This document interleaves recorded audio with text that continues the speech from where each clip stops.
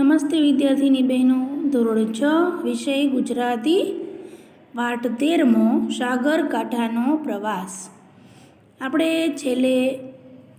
છેલ્લેના વિડીયોમાં આપણે ભણી ગયા કે સોમનાથ સાહેબ છે તેણે પ્રવાસનું સ્થળ નક્કી કરવાનું કહ્યું હતું.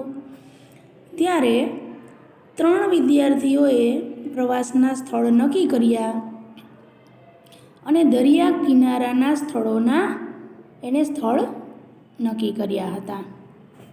ત્યાર પછી સોમનાથ સરે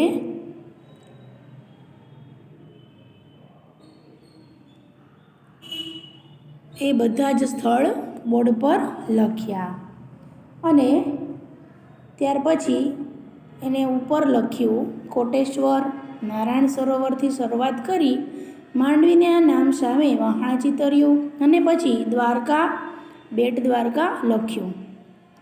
ત્યાર પછી પૂછે છે કે બોલો હવે શું લખવું? તો વિદ્યાર્થીઓ બોલે છે માધવપુર. છેલ્લી પાટલી પર બેઠેલા વિદ્યાર્થીએ કહ્યું કે મેં માધવપુર જોયું છે, એના વિશેનો લેખ પણ લાવ્યો છું, લો વાંચો. વિદ્યાર્થીઓએ સોમનાથ પ્રોત્સાહન આપે છે એ બંને એટલું જાતે ભણે તો વધુ સારું એવું તે માને છે, તેથી લેખ વાંચવા લાગ્યા. માધવપુર વિશે લખેલું છે, માધવપુર સૌરાષ્ટ્રના સાગરકાંઠાનું વૃંદાવન છે. અહીં સદીએ મહાન સંતો આવ્યા છે. અહીં સદીઓ જૂના ઝાડ છે. આંબલી, રાયણ, નાળિયેરી, બેસુમાર છે, પપૈયા છે. અહીંના પોપટ પણ પપૈયા જેવા તાજા માજા છે. અહીં રૂકમણી શ્રી કૃષ્ણના લગ્ન દર વર્ષે ઉજવાય છે. ભવનાથ અને તરણેતરની જેમ અહીંનો મેળો પણ જાણીતો છે. અહીં ભાદર, ઓઝત અને મધવંતી નદીઓ સમુદ્રને મળે છે. આખા દેડ વિસ્તારને હરિયાળો અને ફળદ્રુપ રાખે છે. અહીંનો દરિયા કિનારો વિશાળ અને ઉજળો છે. ઘણા પ્રવાસીઓ ચોરવાડ કરતાં માધવપુરના દરિયા કિનારાને વધુ પસંદ કરે છે. ત્યાંના સૂર્યોદય અને સૂર્યાસ્ત જોઈ મુગ્ધ થઈ જવાય છે.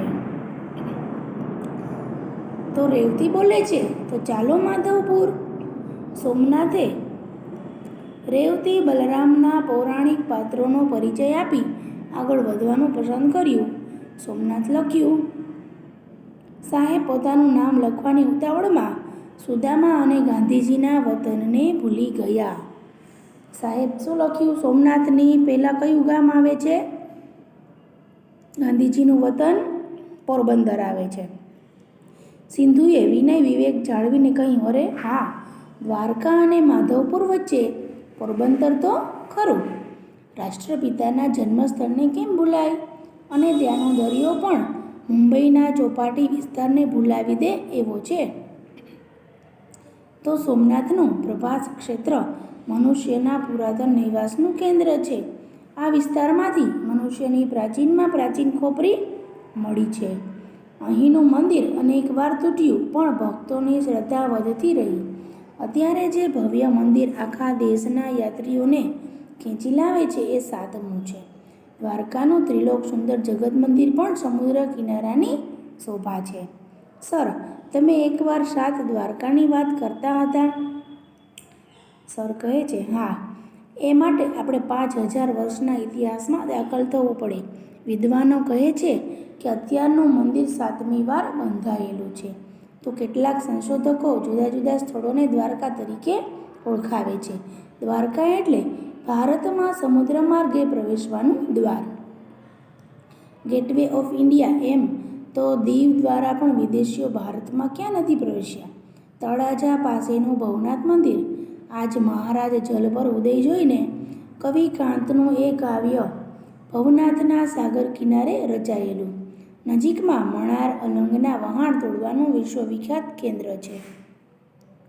પ્રાચીન કાળમાં ધોલેરા લોથલ સુધી વહાણવટું ચાલતું. લોથલ અને તિથલને કશો સંબંધ ખરો? વરુણે પૂછ્યું. સંબંધ સમુદ્રના 1666 કિલોમીટર લાંબા સાગર કિનારાનો. પણ જો આપણે તિથલ જઈશું તો દાંડીના દર્શન પણ કરીશું. સમુદ્ર ઉદાર હે માનવ જાતિને મીઠું પૂરું પાડે છે. અંગ્રેજોએ એના પર વેરો નાખ્યો.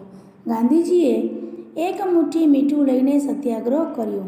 વેરો નાખવાના કાયદાને પડકાર્યો. આખો દેશ બેઠો થયો. ભારત પર દરિયાના ઉપકાર કંઈ ઓછા નથી. સર, આપણે દીવથી દાંડી સુધી નૌકાનો પ્રવાસ કરીએ તો કેવી મજા આવે. કહે છે કે પહેલાં લોકો સોમનાથથી સીધા ખંભાત જતા. મોટા થાઓ પછી જજો. જામનગરના સદગત જગુભાઈ તન્ના એકલા નાનકડી નાવડીમાં મુંબઈ ગયેલા છે. આપણે પહેલાં જાણવું જોઈએ કે કઈ મોસમમાં ક્યાંથી ક્યાં જવાય. માંડવી અને માધવપુરના દરિયા કિનારે રેતીના વિશાળ પટ છે, તો દીવ અને સોમનાથ પાસે કિનારાથી જ ઊંડાણ શરૂ થાય છે. દરેક બંદરના કાંઠાના જળનો નોખો રંગ અને નોખું વ્યક્તિત્વ હોય છે. ગુજરાતીઓ દરિયા ખેડૂ ગણાય છે, કેમ કે એ દરિયાને ઓળખે છે અને પૂજે છે.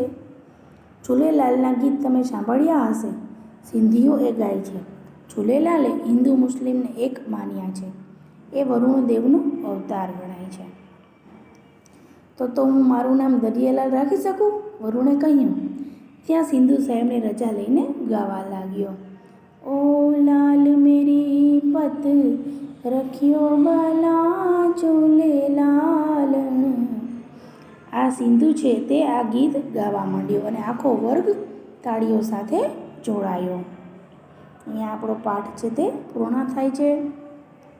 તેની ટીપ્પણ ઉર એટલે હૃદય, અમી એટલે અમૃત, મીઠાશ, પ્રતિનિધિ એટલે કે ને બદલે અથવા તો ના તરફથી કામ કરવા નિયુક્ત થયેલો માણસ, લેખ એટલે લખેલું અથવા તો લખાણ, અંજલિ એટલે ખોબો અથવા તો પોષ, નોખું એટલે જુદું, અલગ, અવતાર એટલે જન્મ, દેહ ધારણ સંસારમાં જન્મ થવો. રૂઢિપ્રયોગ દરિયા દિલ હોવું એટલે કે ઉદાર દિલવાળા હોવું. અમી વાદળી ઉઠવી એટલે કે કૃપા થવી, મહેર થવી. ત્યાર પછી ભાષા સજ્જતા છે તે તમારે પાકી નોટમાં લખવાના રહેશે. નમસ્તે.